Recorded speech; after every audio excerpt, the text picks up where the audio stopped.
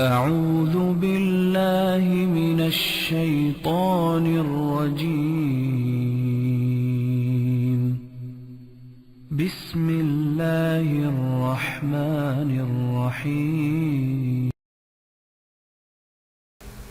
السلام عليكم ورحمة الله تعالى وبركاته. اليوم سأقدم لكم شرح مختصر لمكيفات الباكيج. كما نلاحظ هي الباكيج موجودة على شكل هذا الشكل. نلاحظ هذا مكيف كارير.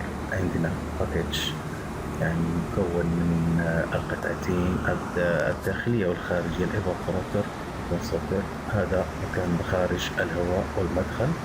هنا في الجهة هذه يكون الإيفابوراتور. سنلاحظ أنه يتكون من 2 كمبروسر يشتغلون أوتوماتيكي. عندنا الإيفابوراتور وهذا الراديتر تبعه يكون داخلي، وعندنا الكمبروسر الذي يكون معه المروحة الخارجية. هذا بالنسبة للنظام.